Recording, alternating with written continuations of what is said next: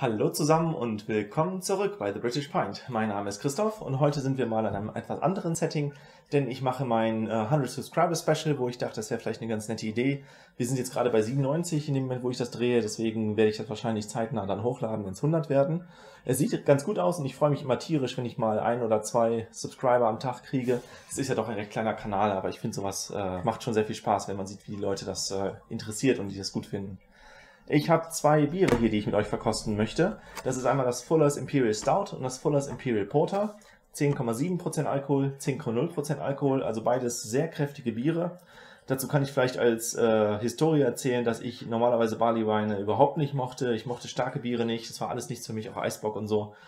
Dann eines der Biere, das ich besonders gern mochte von den starken, war der Meisels Chocolate Bock. Und den fand ich wirklich sehr interessant. Der war so, ich vergleiche den immer gerne mit Vollmilchschokolade, ne? So ein bisschen süßer, schokoladig, sehr gehaltvoll. Fand ich schon immer klasse. Und dann habe ich immer das Imperial Stout probiert und seitdem ich das probiert habe, mag ich den Meisels überhaupt nicht mehr. Das ist so unglaublich ausgewogen. Das ist mit einer ganzen Reihe an Zutaten, die lustigerweise, ich werde gleich mal eine Nahaufnahme von dem Etikett machen, auf dem deutschen Etikett überhaupt nicht draufstehen. Das ist bestimmt nicht legal. Jedenfalls sind da drin Wasser, Gerstenmalz, ist klar. Dann Ingwerzuckersirup, das ist für die englischen Starkbiere auch typisch. Dazu noch Hafer, Hefe, also Bottle Conditioned. Dann der Black Treacle, also Molasses-Sirup. Hopfen, natürlich. Und noch Rosenblüten. Genau, und hier steht auch nur drauf Wasser, geröstetes Gerstenmalz, Hopfen, Hefe. Also völliger Quark, dieses Etikett. So, die Fläschchen sind echt hübsch. Hier sind diese kleinen 500 Milliliter Fläschchen. Man sollte nicht direkt ein Pintglas voll machen und wegsaufen. Das ist ein bisschen heftig dann. Ich würde schon sagen, dass man das so in mehreren Schritten macht. Ich habe jetzt hier diese schönen so Verkostungsgläser, die von einer lokalen Brauerei sind. Die sind, glaube ich, sehr gut dafür geeignet. Der hier hat sehr ähnliche Zutaten. Der hat nämlich auch Wasser, Gerstenmalz, Glukosesirup statt Ingwerzuckersirup, also vielleicht ein bisschen weniger Geschmack von dem Brauzucker. Dann Hefe, auch Black Treacle, Hopfen und noch etwas Ingwerzucker. Also da ist er also drin. Aber weder Hafer noch die Rosenblüten. Die Rosenblüten sollen sich wirklich hier sehr gut ergänzen. Ich habe die, glaube ich, noch nie rausgeschmeckt. Aber das ist ja auch sowas. Ich habe einen Artikel gelesen, den kann ich vielleicht verlinken in der Videobeschreibung, wo der Martin Cornell ein bisschen über seine Erfahrungen mit diesen Bieren spricht. Ich glaube, als das Imperial Stout rauskam, haben Leute gesagt, das schmeckt ja gar nicht richtig gut also wenn es direkt frisch verkauft wird. Und das hier ist jetzt Mindesthaltbarkeitsdatum Ende 2029 und 2029. Ich gehe davon aus, dass die 2019 also abgefüllt wurden, 10 Jahre Haltbarkeitsdatum. Und dass die dementsprechend so ein bisschen Lagerzeit jetzt schon hatten.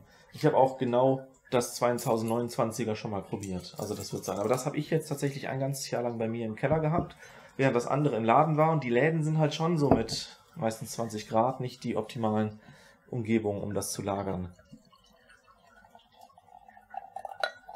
So, wir wollen uns nicht übertreiben. Ich werde die wahrscheinlich nachher wieder zuklemmen mit den Kronkorken und dann nicht allzu spät verbrauchen. Also 3-4 Tage würde ich schon machen, sonst ist die Kohlensäure nachher raus. So, ich habe den Eindruck, das Porter macht ein bisschen besseren Schaum, aber nicht viel. Farblich sind die beiden auch sehr vergleichbar.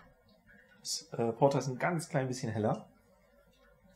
Ich habe jetzt nicht nachgeguckt, welche Achso, nee, das steht hier sowieso nicht drin. Es stehen zwar drin, welche Malzsorten in diesen Produkten sind, auf der Website von Fuller's, aber nicht die Hopfensorten. Es gibt allerdings, ich glaube, es ist vom Imperial Stout, auch einen Twitter-Post von 2018. Ich habe gerade im Hintergrund Fuller's Biere, die sich brauen, und da hatte ich schon vorgestellt, dass es von Fuller's halt Braunnotizen gibt, die 2018 mal bei Twitter hochgeladen wurden. Da gibt es das auch von Imperial Stout, werde ich auch in die Videobeschreibung packen. Schaut es euch mal an, da stehen die Zutaten auch nochmal drin und ich meine, da sind die Hopfensorten drin beschrieben. Die werde ich jetzt ganz bewusst blind verkosten, weil ich möchte mich da nicht beeinflussen lassen. Ich möchte wissen, wie es wirklich schmeckt. Imperial Porter. Wie wonach riecht's denn? Ja, typisch alkoholische Nase, sehr schwer, sehr dunkel.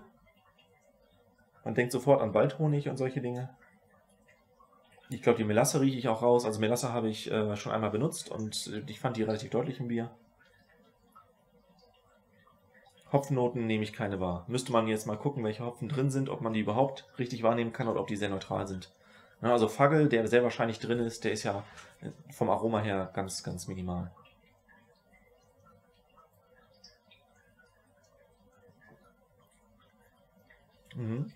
Sehr gehaltvoll, sehr wärmend.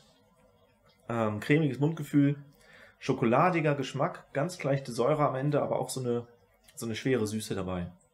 Also das, was man so mit solchen Bieren, die halt entsprechend knackig sind, verbindet.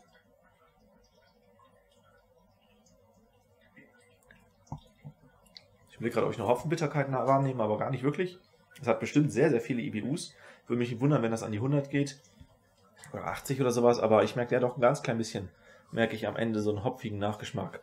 Der muss halt natürlich so hoch sein, damit das erstens nach der langen Lagerung auch entsprechend noch da ist und damit das auch halbwegs bemerkbar ist über die ganzen anderen Geschmäcker, die wirklich sehr intensiv sind. Also es ist relativ schokoladig.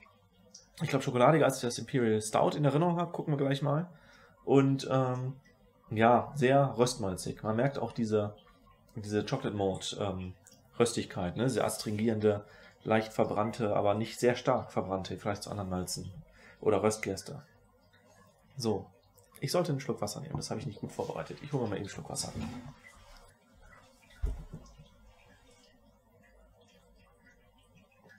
So, Gaumen ist neutralisiert. Dann gehen wir jetzt an das Imperial Stout. Mal schauen, wonach das schmeckt und riecht.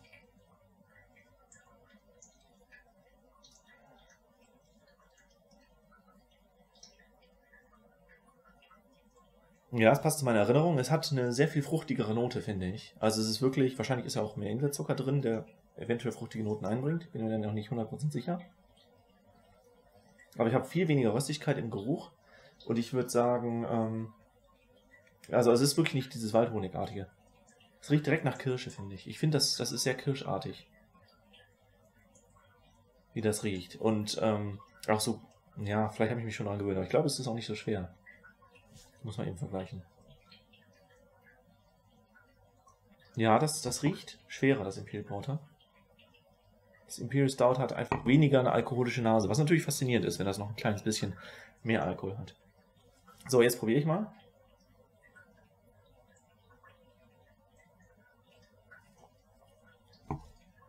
Herrlich. Diese roten Früchte und dunklen Beeren. Viel weniger Röstmalzgeschmack, wobei der am Ende jetzt auch kommt. Ja, ein bisschen ist da. Da waren noch ein paar Geschmäcker gerade zwischendurch. Ich merke so ein bisschen was so Ahornsirup ähnelt, finde ich.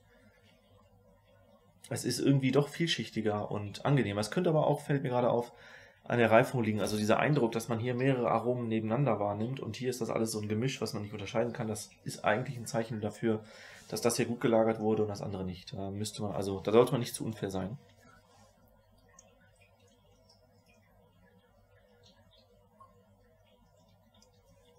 Ich nehme jetzt also kleine Schlücke und nicht wie bei sonst englischen Bieren typisch einen richtig großen Schluck. Seht ihr, dass die Carbonisierung sehr gering ist, also das Prickeln am Mund ist nicht sehr stark. Ne? Das ist bei beiden sehr vergleichbar. Aber ja, das hier endet klarer und deswegen merkt man die Hopfenbittere deutlicher, die Röstbittere auch ein bisschen, aber der Röstmalzgeschmack ist weniger als bei dem Porter, finde ich. Ich finde das ein unglaublich herrliches Bier, das Imperial Stout. Bei dem Porter müsste ich nochmal, ja, vielleicht mit einer Flasche, die ich wirklich frühzeitig kaufe und dann bei mir im Kellerlager nochmal eine Chance geben. Aber ich finde es ein bisschen, entweder ist es süßer, das ist natürlich die Frage, ob man das irgendwo rausfindet, wie groß der Restextrakt ist. Ich würde jetzt nicht unbedingt eine Refraktometermessung machen, wobei ich das natürlich machen könnte, ne? Einfach mal ausrechnen. Vielleicht mache ich das gleich noch. Ihr seht das ja dann, wenn ich die Daten irgendwo einblende. Ja, sehr lecker. Also bei dem Imperial Stout muss ich echt vorsichtig sein. Für einen Kirschsaft ist das doch ein bisschen gehaltvoll. Aber es schmeckt halt wirklich einfach so dunkelfruchtig und bei weitem nicht so süß-malzig. Vergleiche nochmal mit dem Porter.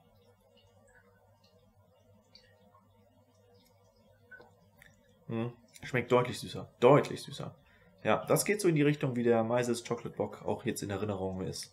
Also einfach so eine süß-malzige Sache mit etwas weniger klarem Abklang. Also ich nehme an, der hier hat einen geringeren Restextrakt als der andere. Und ja, das messe ich jetzt gleich nochmal nach. Das interessiert mich halt auch. Ja, ich glaube, wenn ich in Zukunft eins kaufen müsste, würde ich das Imperial Stout weiterkaufen. Und das Porter ist jetzt nun mal so eine Idee, dass man das mal gegenprüft. Aber es schmeckt auch nicht schlecht. Es ist auch für 10% relativ angenehm. Also es schmeckt so süß wie der Maises Chocolate Bock bei 6,5%, glaube ich, hat er. 6 oder 7, irgendwie so dazwischen. Ja, ist also schon echt gut gemacht. Und die Verwendung der Brautzucker sind natürlich dabei essentiell. Sowohl, dass man das tunen, wie fruchtig das schmeckt, als auch wie süß das schmeckt am Ende. Ja, und dann würde ich sagen, freut es mich sehr, dass ihr 100 Leute seid, die diesen Kanal abonniert haben und noch ein bisschen mehr, die das wahrscheinlich immer mal wieder gucken. Und dann würde ich sagen, machen wir weiter so und dann gucken wir mal, wo wir nächstes Jahr so sind. Also bis dann, macht's gut.